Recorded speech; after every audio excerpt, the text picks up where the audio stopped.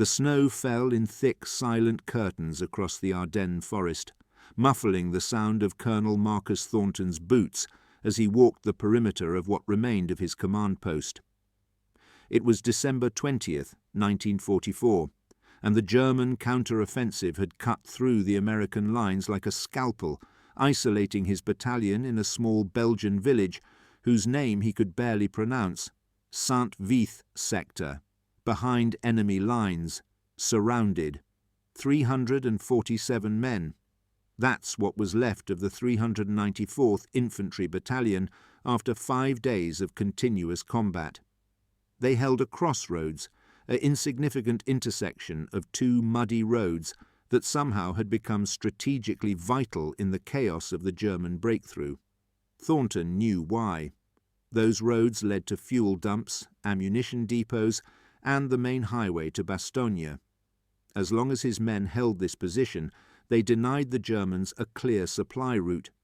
The moment they abandoned it, or worse, surrendered it intact, dozens of German tanks and trucks would pour through. Major William Hartley, the battalion executive officer, emerged from the stone farmhouse that served as their headquarters. His face was grey with exhaustion and cold. At 42, Hartley was older than most officers at his rank, a World War I veteran who had been pulled out of teaching at West Point when the war started. He was methodical, cautious, and increasingly convinced they were all going to die in this frozen Belgian hell. "Colonel, the supply situation is critical. We've got maybe 2 days of ammunition if we're disciplined. Food for 3 days on half rations. Medical supplies are nearly exhausted, and we've got 47 wounded who need real hospital care, not what Captain Morrison can do in a basement with a pocket knife and whiskey." Thornton didn't turn from his observation of the tree line. "What about the radio?" "Still working. Henderson got through to division about an hour ago. They acknowledged our position but offered no relief timeline. They're fighting for their lives at Bastogne and a dozen other places. We're not a priority." "Did they order us to withdraw?" "No, sir. But they also didn't order us to hold. They left it to your discretion." Discretion. What a word for it. Thornton had been given the ultimate military gift and curse, independence of command. He could withdraw if he thought it necessary. He could surrender to save his men's lives.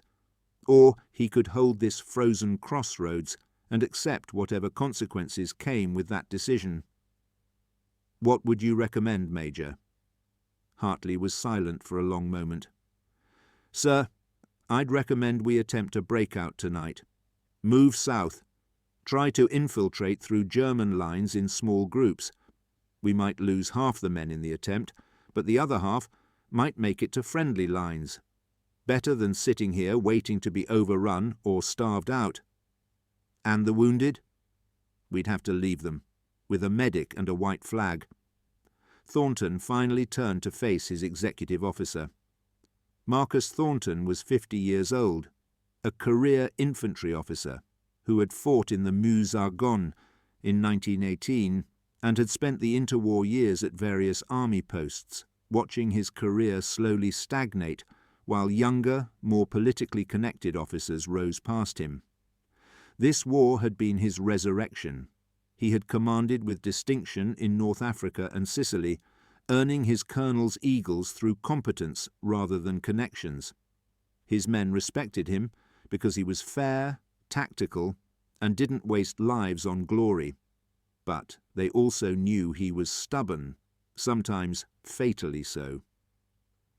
"If we abandon this position, Major, we hand the Germans a clear road to their supply columns. How many Americans die because we chose survival over duty? How many Americans die right here because we chose duty over survival?" Hartley shot back. "Sir, I'm not questioning your courage or your judgment, but we're cut off, outnumbered, and running out of everything except courage. That crossroads isn't worth 300 American lives." "That's not your decision to make." The words hung in the cold air between them, heavy with command authority and resentment. Hartley stiffened, then saluted. "Yes, sir. Will that be all? Send Captain Lawrence to me, and tell Henderson to prepare a message to division." As Hartley walked away, Thornton knew he had damaged something in their relationship. Hartley wasn't wrong in his assessment. The rational choice, the choice that preserved lives, was to break out or surrender. But wars weren't won by rational choices alone. Sometimes they were won by 300 men standing at a crossroads saying "no further" to an entire German army. Captain Jack Lawrence was 26 years old and looked younger, with a baby face that made German soldiers underestimate him right up until he put a bullet between their eyes. He commanded Dog Company, the battalion's best rifle company, and he had kept his men alive through 5 days of hell through a combination of aggressive patrolling, accurate shooting, and what some called recklessness, but what Thornton recognized as calculated risk-taking. "You wanted to see me, sir. Jack, I want your honest assessment. Can we hold this position for another week?" Lawrence considered the question with the seriousness it deserved. "Ammunition-wise, if we're smart and use our shots carefully, maybe. Food we can stretch. Water's not a problem with all this snow. The real issue is morale, sir. The men know we're cut off. They hear German vehicles on the roads every night. They see their buddies bleeding out because we can't evacuate them. They're scared, and scared men make mistakes. What if I told them we're not surrendering, that we're holding this ground no matter what?" Lawrence's expression shifted, a mixture of respect and concern. "Some of them would follow you into hell, Colonel. You've earned that. But some of them, the ones who are already questioning whether they'll see home again, they might break. And I can't promise I could stop them." "Could you stop them with an order?" "An order to do what, sir?" Thornton pulled out a cigarette, his last one, and lit it carefully. "An order that says anyone who attempts to surrender without my direct command will be subject to immediate court-martial. An order that says we maintain absolute noise discipline, no white flags, no calling out to German lines, no unauthorized communication with the enemy." Lawrence's eyes widened. "Sir, you're talking about blocking your own men from surrendering even if they want to. That's practically a barrier troop order, the kind of thing the Soviets do. I'm talking about maintaining unit cohesion and discipline in combat. There's a difference." "Is there?" Lawrence's voice was quiet but firm. "Colonel, I respect you more than any officer I've served under. But if you give that order, you're telling men they can't choose to save their own lives. Some of them will see that as tyranny, not leadership. And if I don't give that order, and half the battalion tries to surrender individually, what happens to the other half? What happens to the men who want to keep fighting? They get swept up in a mass capitulation they don't agree with, that's what. This isn't about tyranny, Jack. It's about preserving the unit's ability to function as a military organization instead of becoming a mob." Lawrence was silent, working through the logic. Finally, he nodded slowly. "If you give that order, sir, I'll enforce it with Dog Company. But I want it understood that I'm doing it because I believe in holding this position, not because I think men should be forced to die against their will." "Noted. Dismissed." After Lawrence left, Thornton sat alone in the command post, smoking his last cigarette and staring at the tactical map spread across the makeshift table. Red circles indicated known German positions. Blue marks showed his own defensive lines. The crossroads sat in the centre, a simple X on the map that had become the focal point of his entire existence. He thought about his wife, Margaret, back in Virginia. They had been married 23 years, and she had followed him from post to post, raising their 2 daughters in a succession of base housing units. She would hate what he was about to do. She would see it as the same stubborn pride that had kept him a major for a decade, when compromise and politics could have made him a colonel sooner. But Margaret had never been in combat. She had never had to make the calculation between individual lives and military necessity. The real question, the one that gnawed at him, was whether he was making this decision for the right reasons. Was he holding this position because it genuinely mattered to the war effort? Or was he holding it because surrendering felt like admitting failure, like confirming what all those promoted ahead of him officers had always said, that Marcus Thornton was competent, but not exceptional, good, but not great? He stubbed out the cigarette and called for Sergeant Major Patrick O'Brien, the battalion's senior enlisted man. O'Brien was a New York Irishman who had been in the army since 1928, a professional soldier who had seen everything and believed in nothing except the men in his charge. If anyone would tell Thornton the truth, it was O'Brien. "Sergeant Major, I'm about to give an order that's going to be unpopular. I need to know if it's going to cause more problems than it solves." O'Brien's weathered face was unreadable. "What's the order, sir?" Thornton explained his intention to prohibit surrender attempts and maintain absolute discipline. O'Brien listened without interruption, his expression never changing. When Thornton finished, the sergeant major was quiet for a full minute. "Sir, I'll be honest with you. Some of the men are already talking about giving up. Not because they're cowards, but because they're practical. They figure better a POW camp than a grave in Belgium. You give this order, you're going to create two camps, those who believe in the mission and those who think you're getting them killed for nothing. Which camp are you in, Sergeant Major?" O'Brien's eyes met Thornton's without flinching. "I'm in the camp that follows orders and keeps the men alive as long as possible. But I'll tell you this, if we're going to hold this position, really hold it, then you better have a plan better than just dig in and wait. The men need to believe there's a reason for this, a strategy beyond stubbornness. Give them that, and most of them will follow. Give them just orders and discipline, and you'll lose them even if they're still standing in the foxholes." It was the most honest assessment Thornton could have hoped for, and it stung because it was true. He needed more than determination. He needed a plan. "All right, Sergeant Major, here's what we're going to do. We're not just holding this crossroads. We're going to make the Germans pay for every attempt to take it. We're going to patrol aggressively, hit their supply lines, make them think we're a much larger force than we are. We're going to fight smart, not just hard, and we're going to make sure every man knows that division is counting on us to buy time for Bastogne. Not forever, just long enough." O'Brien's expression softened slightly. "Now that's a mission I can sell, sir. Give me an hour to talk to the company first sergeants, and we'll get the men ready for your order." "Thank you, Sergeant Major." The order went out at 1800 hours, delivered to each company commander personally. No written documentation, just verbal instructions backed by Colonel Thornton's authority. No attempts to surrender without direct authorization from battalion command. Any man who raised a white flag, called out to German lines, or attempted to give up his position without orders would face immediate court-martial. Absolute noise discipline, absolute fire discipline. They were going to hold this crossroads, and they were going to do it as a unit. The reactions varied. Dog Company, led by Captain Lawrence, took it in stride.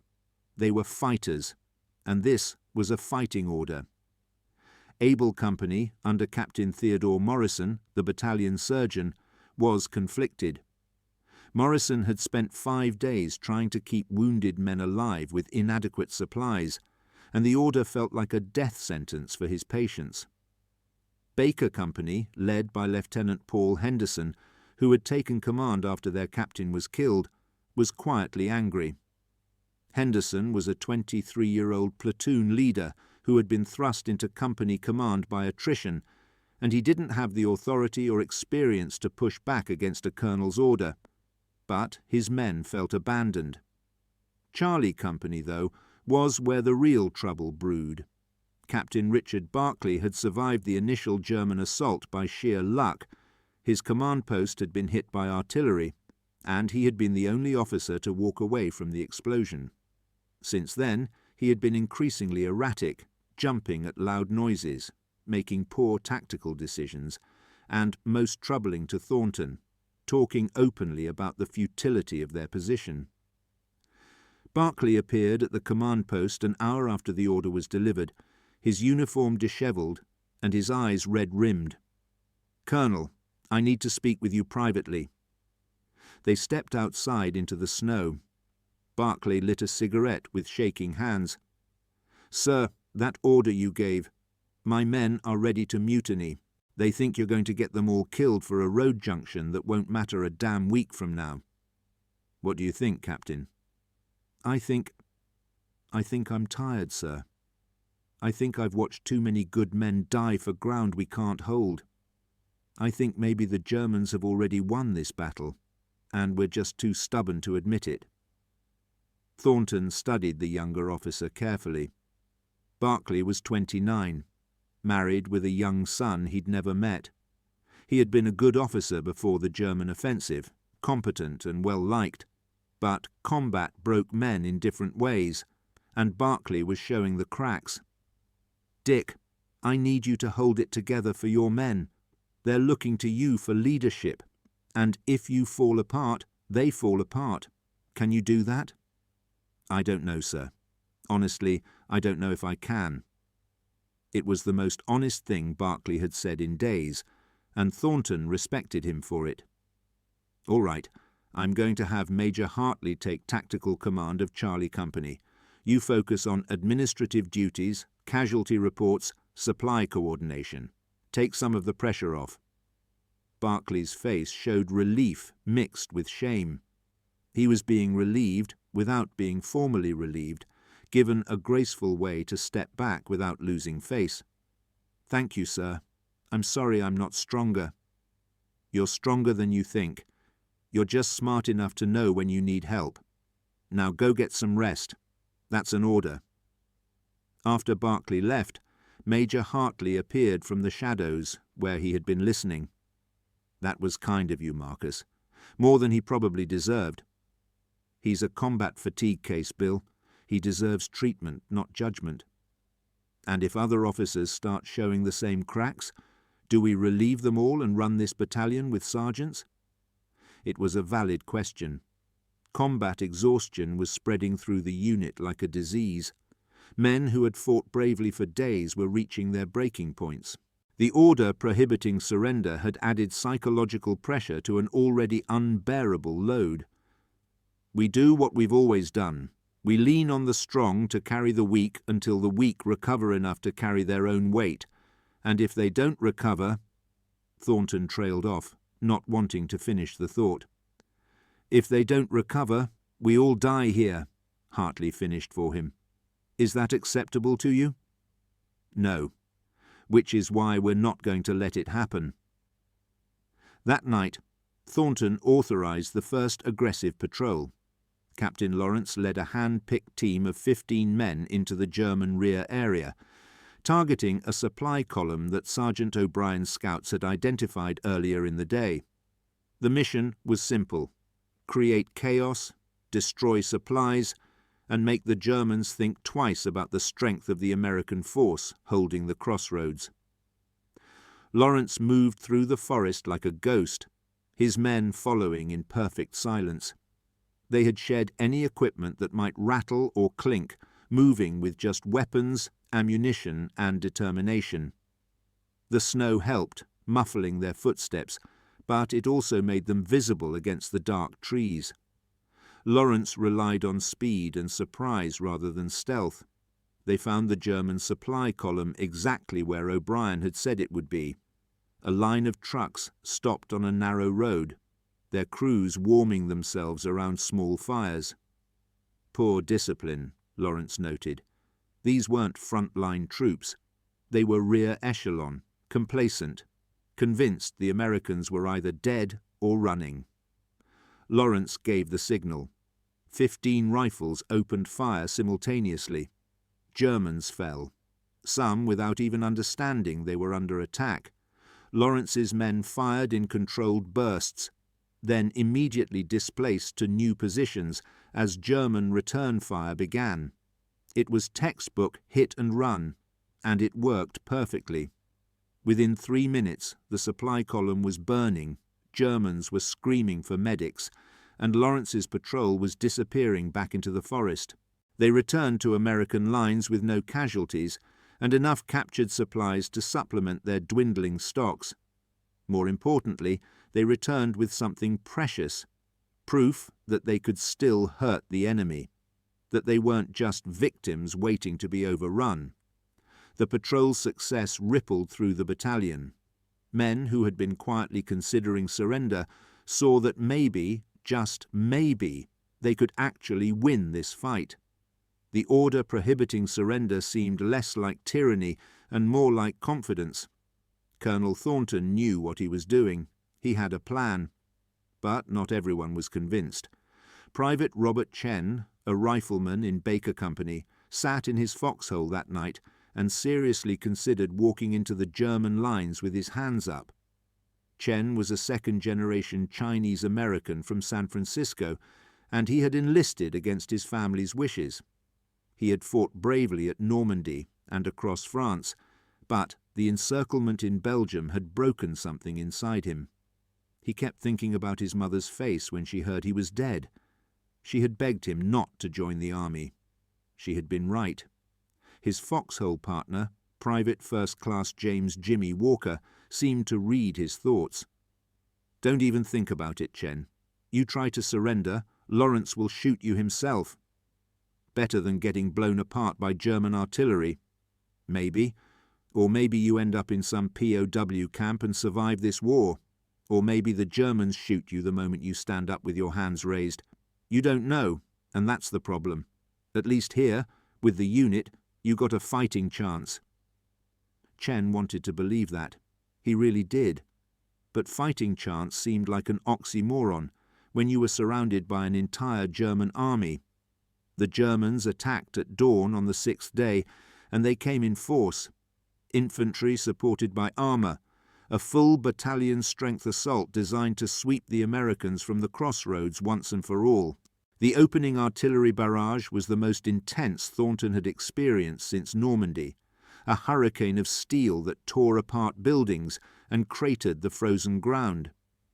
When the barrage lifted, German infantry emerged from the tree line in organised waves. Thornton watched from his command post, calling out positions to his company commanders over the field telephone. The Germans were professionals, using fire and manoeuvre, covering each other's advances. They had learned from previous attacks. They weren't going to underestimate the Americans again. Dog Company, positioned on the main approach, opened fire at 200 yards. Captain Lawrence had positioned his men in mutually supporting positions, each foxhole able to cover its neighbours. The Germans walked into interlocking fields of fire and paid dearly. But they kept coming, stepping over their own dead, driven by officers who knew this position had to be taken. A German tank, a Panther, rumbled forward, its 75mm gun firing high-explosive shells at American positions. The heavy machine gun teams in Dog Company's positions were silenced one by one, their gunners either killed or forced to take cover. The American line began to waver. Thornton grabbed a bazooka team, 2 young privates who looked terrified, and personally led them forward. "Come with me. We're killing that tank." They moved through the ruined village, using building rubble for cover as the Panther's gun traversed, searching for targets. Thornton got them within 50 yards, close enough that the bazooka had a real chance of penetrating the tank's side armour. "Aim for the engine compartment. On my mark." The loader, a kid named Peterson who couldn't have been older than 19, fumbled with the rocket, his hands shaking from cold and fear. Thornton steadied him with a hand on his shoulder. "Breathe, son. You've trained for this, just like the range." Peterson loaded the rocket. The gunner, Private Rodriguez, sighted carefully. The Panther was 20 yards closer now, its turret beginning to swing in their direction. They had seconds. "Fire!" the rocket screamed from the tube, trailing smoke. It hit the Panther's side armour and detonated. For a moment, nothing happened. Then smoke began pouring from the tank's engine deck. The crew bailed out, and American rifle fire cut them down before they could seek cover. The destruction of the Panther broke the German attack's momentum. Without armour support, their infantry couldn't maintain the advance against dug-in American positions. They pulled back, leaving bodies scattered across the snow, and Thornton allowed himself a moment of grim satisfaction. They had held. Again. But the cost was mounting. Dog Company had lost a third of its strength. Baker Company reported they were down to less than 50 effectives. The wounded kept coming to Captain Morrison's aid station, and Morrison kept performing miracles with nothing but determination and borrowed supplies. Major Hartley found Thornton inspecting the defences after the attack was repulsed. "We can't take many more of those, Marcus.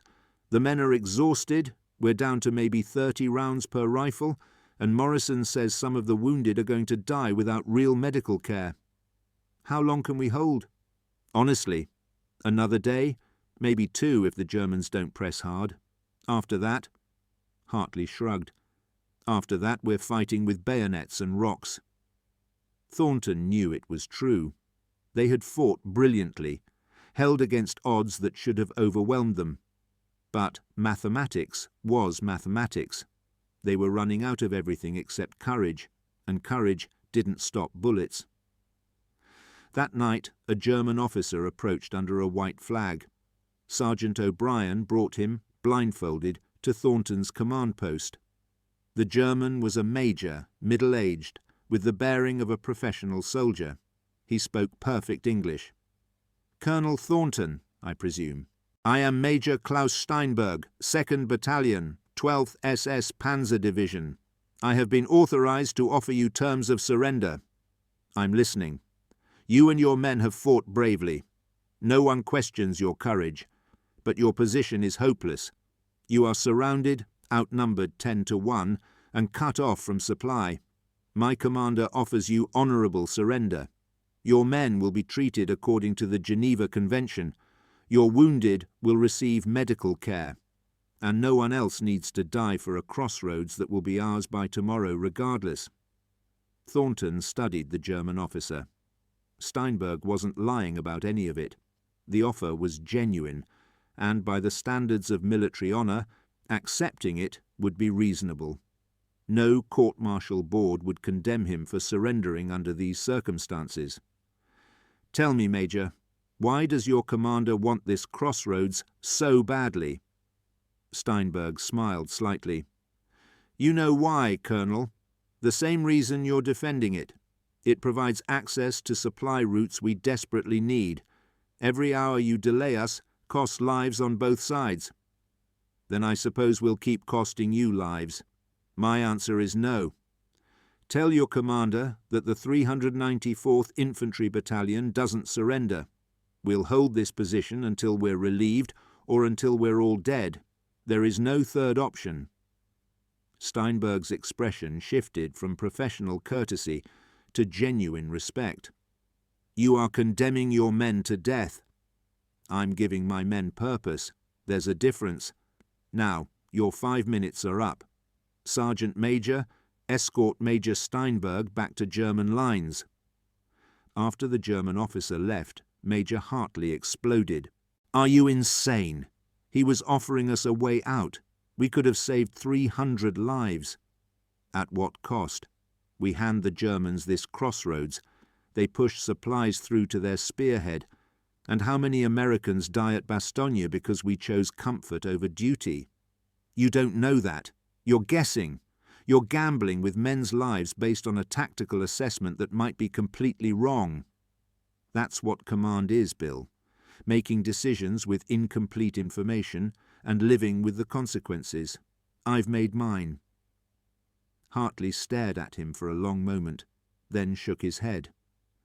"I hope you're right, Marcus, because if you're wrong, 300 families are going to get telegrams telling them their sons and husbands died for nothing. They won't have died for nothing. They'll have died doing their duty as soldiers. Is that going to be enough comfort to Private Chen's mother? To Lieutenant Henderson's wife? To any of the families? Thornton had no answer to that. He watched Hartley leave, and for the first time since he'd given the order prohibiting surrender, he felt the full weight of what he had done. He had taken away his men's choice, had made them instruments of his will rather than autonomous human beings. Was that leadership or tyranny? He genuinely didn't know anymore. Captain Lawrence appeared an hour later with disturbing news. "Colonel, we've got a problem.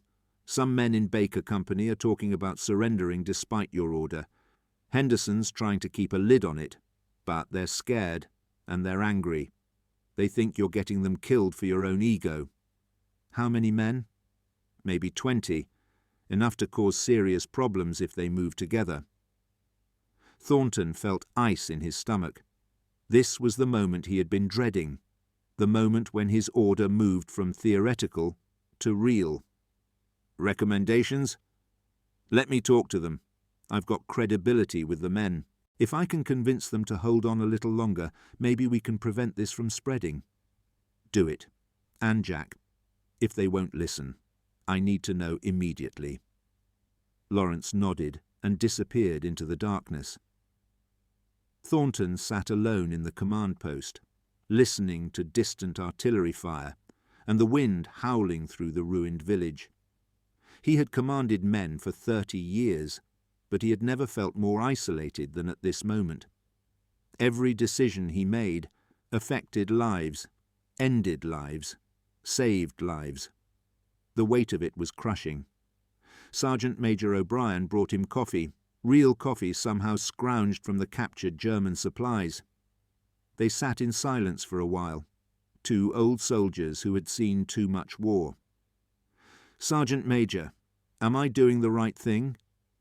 O'Brien took a long sip of his coffee before answering. "Sir, I've served under a lot of officers. Some were brilliant, some were idiots. Most were somewhere in between. But the best ones, the ones who actually cared about winning the war, and not just their own careers, they all had one thing in common. They made the hard calls that other men wouldn't make. They carried the weight so their soldiers didn't have to. Is it the right thing? I don't know. But it's the thing a leader has to do. It wasn't absolution, but it was understanding. And right now, that was enough." Captain Lawrence returned 2 hours later, his face grim. "I talked them down mostly, but Private Chen is still determined to surrender. He says he'd rather take his chances with the Germans than die following an order he thinks is wrong. Bring him to me." They brought Chen to the command post, a young man with intelligent eyes and the look of someone who had already made his decision. Thornton dismissed everyone else, leaving just the two of them in the small room. "Private Chen, Captain Lawrence tells me you intend to disobey my order and attempt surrender. Is that accurate?" "Yes, sir. With respect, I think your order is wrong. I think we're all going to die here for nothing, and I'm choosing not to be part of it." "You understand that's desertion in the face of the enemy. I could have you shot." "Yes, sir, but you won't, because then you'd have to explain to the other men why you executed one of your own soldiers for trying to survive, and that would destroy whatever morale you've got left." The kid was smart. Thornton had to give him that.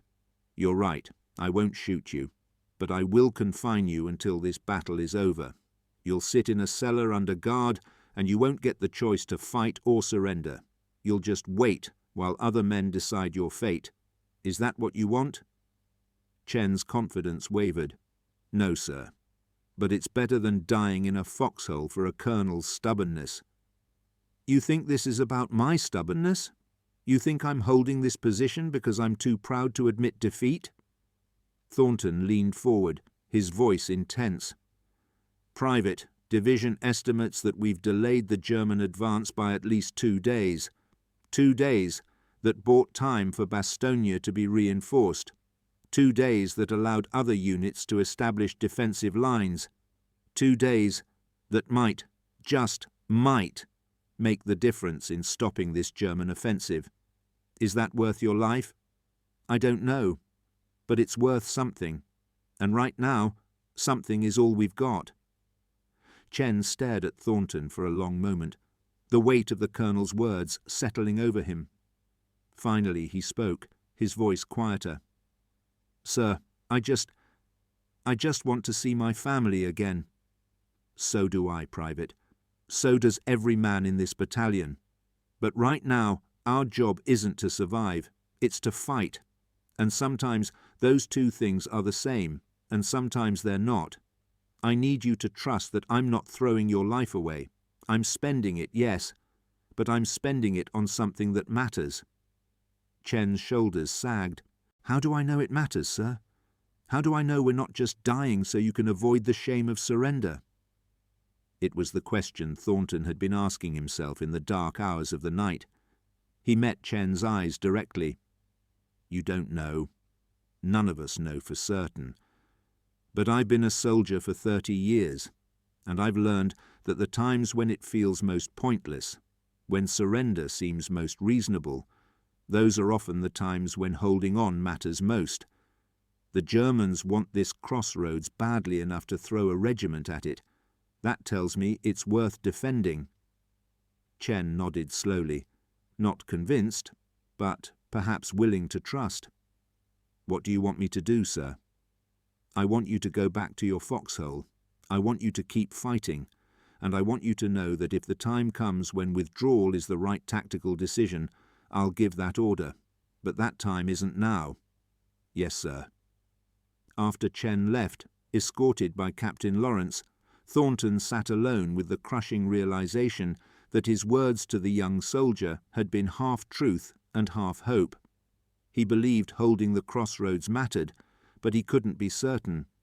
And if he was wrong, if they all died here for a tactical assessment that proved incorrect, then he would carry that weight into whatever came after death. The German attack resumed at first light on December 21st, and this time they brought everything they had. Artillery pounded the American positions for 2 solid hours, a bombardment that exceeded anything Thornton had experienced in 2 wars. The earth itself seemed to scream under the impact of high explosives. Men huddled in their foxholes and prayed, some to God, some to fate, some to nothing at all, except the hope that the next shell wouldn't have their name on it.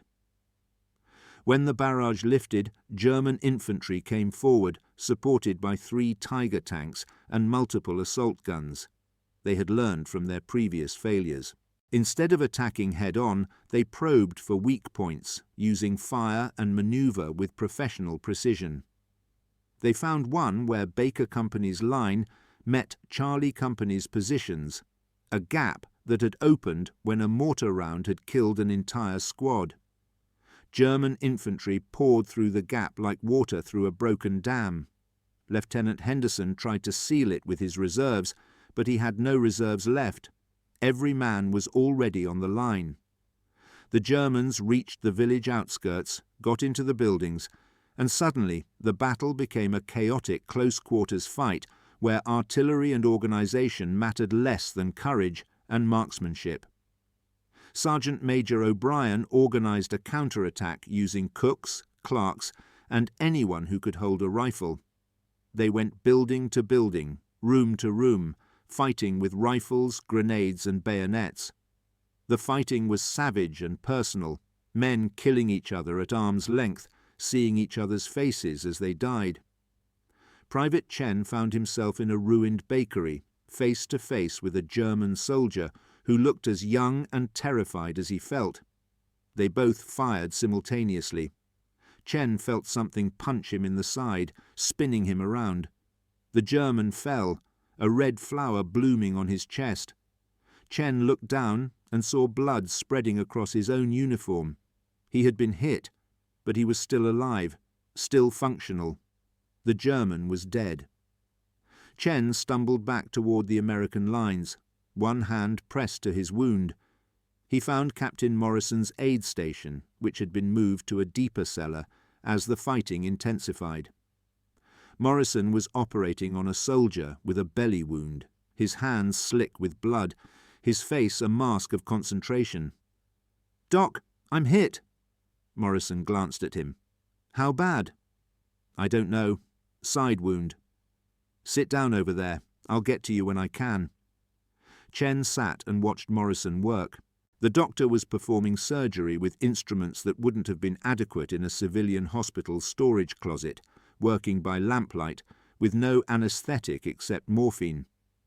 The soldier on the table was crying, begging Morrison to save him. Morrison just kept working, his hands steady, his voice calm. The soldier died anyway. Morrison pulled a blanket over him and turned to Chen. "Let me see it." He examined the wound quickly, efficiently. "You're lucky. Went through the muscle, missed everything vital. I'll clean it, pack it, and you'll be fine if it doesn't get infected. Doc, the guy you were just working on, you did everything you could." Morrison's hands paused in their work. "It wasn't enough. It's never enough. I've lost 43 men in 6 days, Chen. 43 men who might have lived if we were in a real hospital instead of a Belgian cellar. And your Colonel Thornton keeps telling me to hold on, keep fighting, just a little longer. Well, how much longer? How many more men have to die in this cellar before he admits we can't win this?" Chen had come to surrender.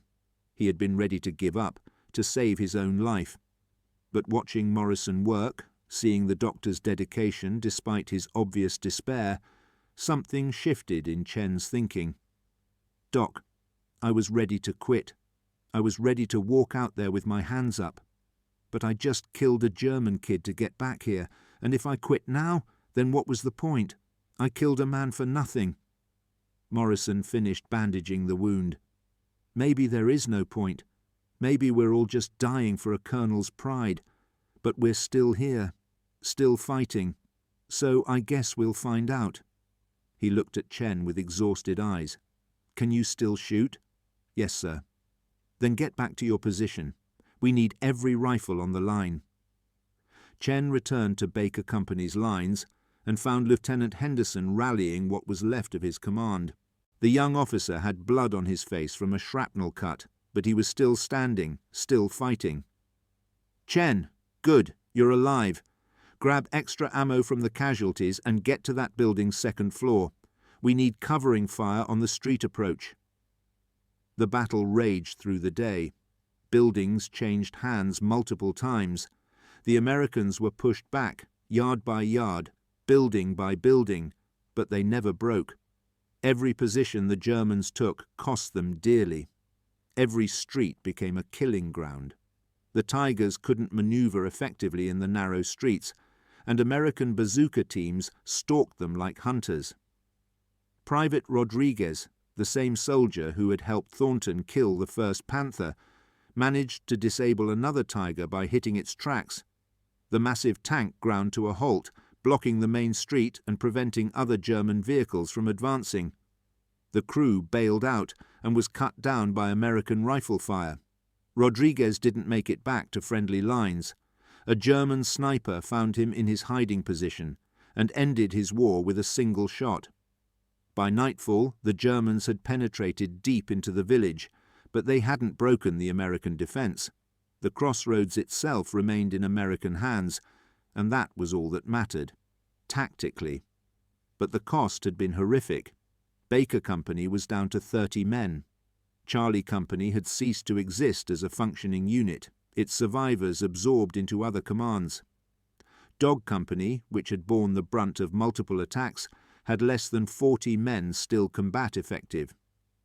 Major Hartley found Thornton in what remained of the command post, a corner of a cellar that hadn't collapsed. "Marcus, we can't hold another attack like that. We're down to less than 200 men still able to fight. Ammunition is critically low. Morrison has no more morphine, no plasma, nothing but bandages. We're done." Thornton knew it was true. They had fought magnificently, held far longer than anyone had a right to expect, but even courage had its limits. "I know, Bill. Get Henderson on the radio. Tell Division our situation. Request permission to execute a fighting withdrawal." While Hartley worked the radio, Captain Lawrence appeared, supporting a wounded soldier. Lawrence himself had a crude bandage around his head and moved with the stiffness of someone nursing broken ribs. "Colonel, Dog Company is at the end. We've got maybe one more fight in us, and that's it. Please tell me we're getting out of here." "Working on it, Jack. How are the men holding up?" Lawrence laughed, a bitter sound. "Sir, they're holding up because they don't know how to do anything else anymore. We've been fighting so long, it's become automatic. But if we don't get them out soon, you're going to start losing them to combat fatigue. I've already got 2 men who won't stop shaking, and 3 more who just stare at nothing." The radio crackled. Henderson had gotten through to Division. The response came from a new voice, not Captain Wallace, but a full Colonel Thornton didn't recognize. "Hilltop 1, this is Sundown 6 actual. We have monitored your situation. Enemy offensive has stalled across entire sector. Bastogne perimeter is holding. Weather has cleared, and air support is now available. Your position is no longer critical to overall defensive plan. You are authorized to execute withdrawal at your discretion. Recommend immediate action. Good luck. Sundown 6, actual out." Thornton felt something release in his chest, a tension he hadn't even known he was carrying. They had done it. They had held long enough. "Bill, issue the withdrawal order. We move in 1 hour, 3 groups, staggered departure. Dog Company provides rear guard. We take all wounded who can be moved. We leave no one alive behind." The withdrawal began at 2200 hours. The first group, mostly wounded and support personnel, slipped out of the southern edge of the village under cover of darkness and sporadic artillery fire that Thornton had requested to mask their movement. The second group, consisting of Baker and Charlie Company survivors, followed 30 minutes later. Dog Company, with Captain Lawrence in command, prepared to be the last out. Their job was to maintain the illusion of continued defense, to keep the Germans convinced the Americans were still holding in strength. It was the most dangerous assignment, the one that guaranteed contact with the enemy, and Lawrence's men accepted it without complaint. They were the battalion's best, and they knew it. Thornton stayed with Lawrence and Dog Company. Major Hartley argued against it, said the battalion commander should leave with the first group, but Thornton refused. "I gave the order that kept these men here. I'll be the last one to leave." The Germans attacked again at midnight, another probe designed to test American strength. Dog Company responded with disciplined fire, making the Germans think they were facing a full defensive line. The attack was repelled, and in the confusion of the fight, Lawrence began pulling his men back in small groups. Private Chen, now attached to Dog Company after Baker Company had been dissolved, fired his last magazine at shadows in the darkness, then fell back with his fire team. His side wound throbbed with every movement, but he kept going. The German he had killed in the bakery haunted him, that young face frozen in death. But Chen was still alive, still moving, still a soldier doing his duty. They were 3 blocks from the village edge when disaster struck. A German patrol, moving faster than anticipated, cut across their withdrawal route. Thornton saw them first, a dozen shadows moving through the ruins. He had seconds to make a decision. "Lawrence, take the men and go. I'll delay them." "Sir, that's suicide." "It's an order, Captain. Get these men out of here. That's your mission now." Lawrence hesitated for only a moment, then nodded. He grabbed Sergeant Major O'Brien. "Sergeant Major, get them moving, fast and quiet." O'Brien started shepherding the men away while Lawrence stayed with Thornton. "With respect, sir, you need someone to watch your back, and I'm not leaving." There was no time to argue. The German patrol was closer now, maybe 50 yards. Thornton and Lawrence positioned themselves in the ruins of a shop, their rifles trained on the approach. They waited until the Germans were at point-blank range, then opened fire. The Germans scattered, returning fire immediately. Thornton felt a round crack past his head, heard Lawrence grunt as something hit him. But they had accomplished their goal. The German patrol had gone to ground, taking cover, calling for support. That bought precious minutes for the rest of Dog Company to escape. "Jack, you hit?" "Shoulder, I'm okay, but we need to move, sir. More Germans coming." They pulled back through the ruins, moving from cover to cover as German fire intensified. Thornton could hear vehicles now, German reinforcements responding to the contact. If they stayed much longer, they would be cut off. They reached the village edge and found Sergeant Major O'Brien waiting with a rear guard of 3 men. "Sir, everyone else is clear. We need to go now." They ran into the darkness beyond the village, German fire chasing them but falling short. Behind them, the village erupted in light as German flares went up and searchlights swept the streets. But by then, the Americans were gone, disappeared into the forest like ghosts. The march back to American lines took 8 hours of hard movement through freezing darkness and German-held territory. They moved in complete silence, navigating by compass, avoiding roads and known German positions. Every man was exhausted beyond anything they had experienced before, but they kept moving because stopping meant capture or death. They crossed into American lines just after dawn on December 22nd, challenged by nervous sentries who almost shot them before recognizing American uniforms. Thornton identified himself and asked for immediate contact with division headquarters. When he was finally connected with the division commander, a brigadier general he had never met, the general's first words were unexpected.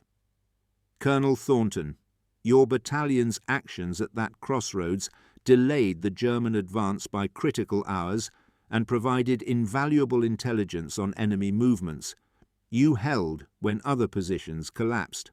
You're being recommended for the Distinguished Service Cross, and your battalion is being cited for exceptional valor. Well done."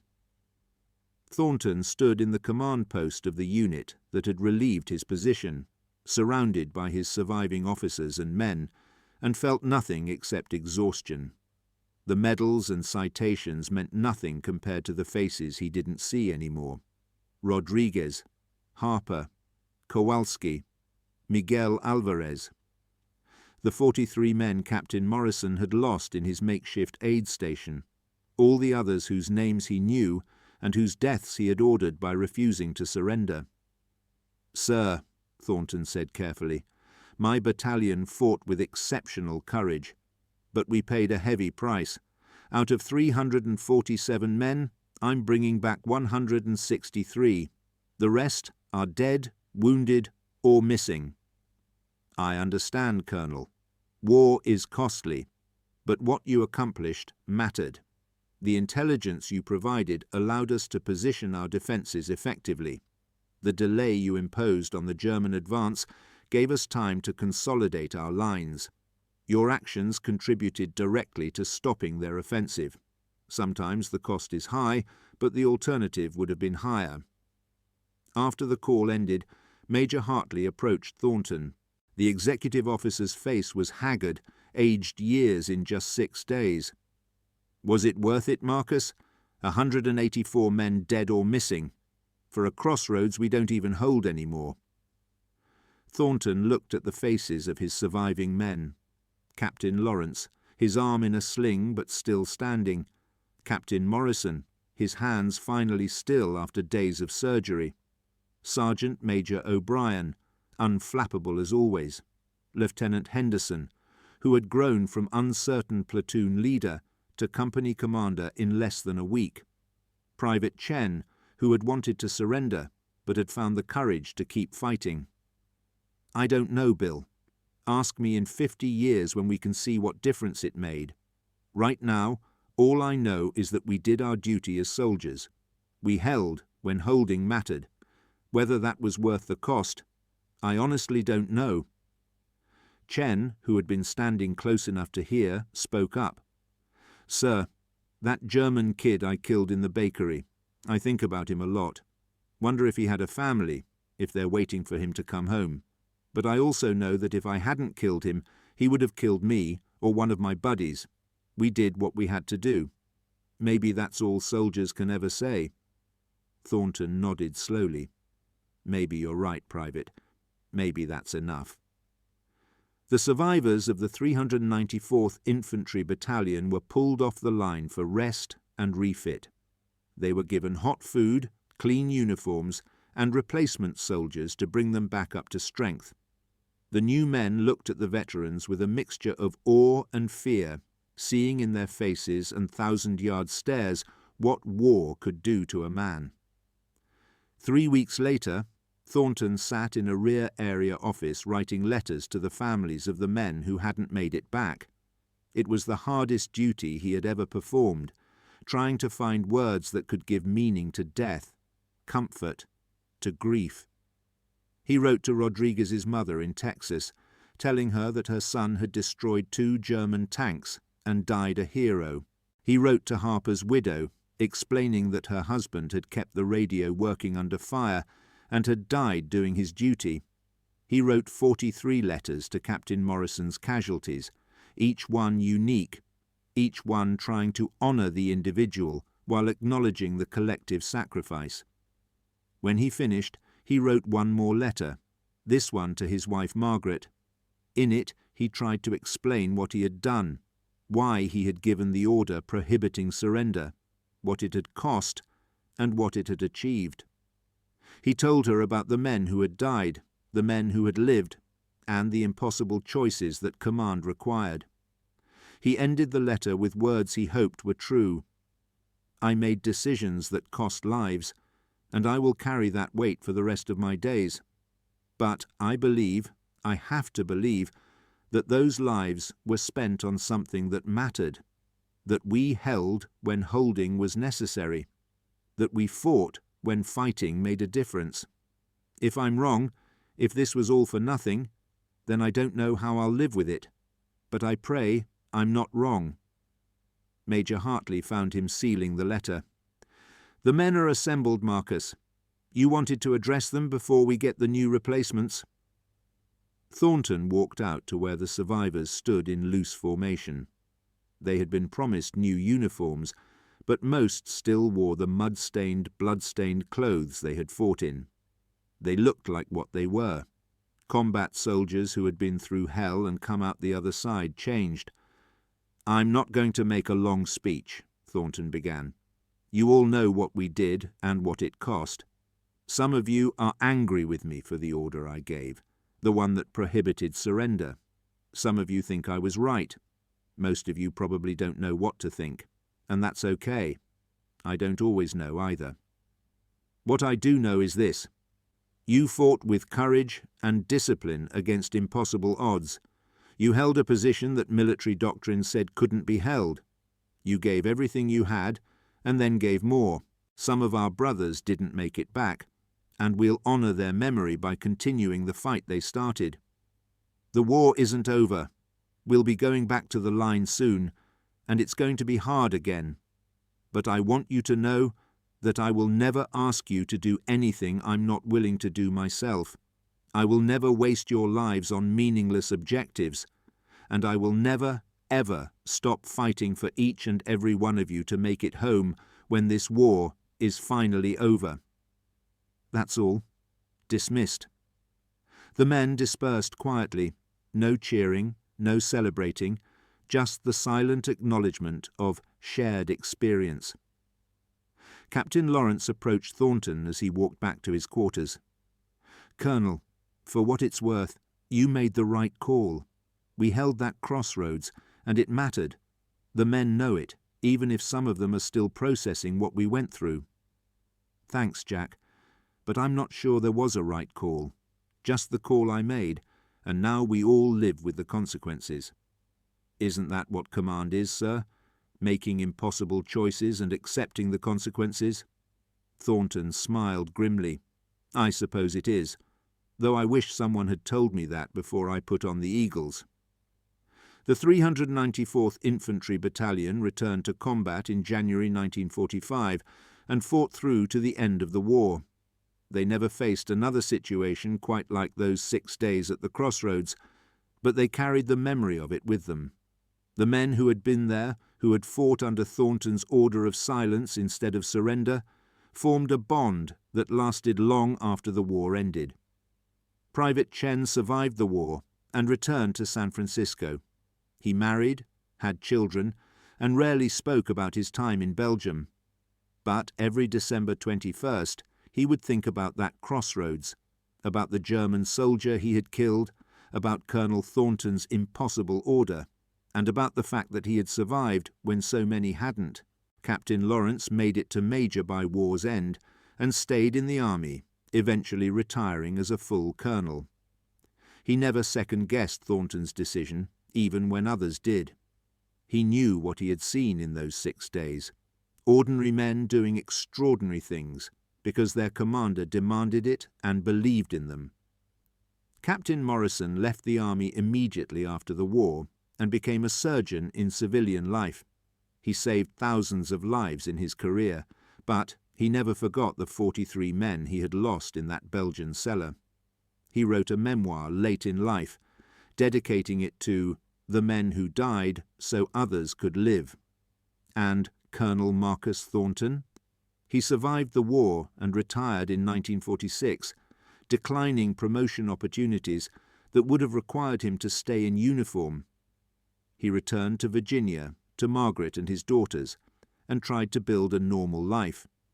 But the ghosts of those 6 days never left him. In quiet moments, he would think about the order he had given, the men who had died because of it, and whether he had been right. In 1964, 20 years after the battle, Thornton received a letter from a German veteran who had been part of the force attacking the crossroads. The German, now a schoolteacher in Munich, wrote, "We were told your position would fall in hours. Instead, you held for 6 days. We lost over 300 men trying to take that crossroads, and the delay cost us any chance of reaching our objectives. You fought with honor and determination. I wanted you to know that your stand mattered, even to those of us on the other side." Thornton showed the letter to Margaret, who had lived with his nightmares and guilt for 2 decades. "Does it help?" she asked, "knowing it mattered?" "I don't know," he admitted. "The men are still dead. The cost was still paid. But maybe it wasn't for nothing. Maybe that's enough." It wasn't enough, not really. The weight of command, of ordering men to fight when surrender seemed reasonable, never fully lifted. But Thornton carried it as best he could, knowing that war demanded impossible choices and that someone had to make them. He had given the order for silence instead of surrender, and his men had followed him into hell and back. Some had survived, many hadn't. But they had held their ground, delayed the enemy, and contributed to stopping the German offensive. In the vast calculus of war, where lives were measured against strategic objectives, perhaps that was all that could be asked.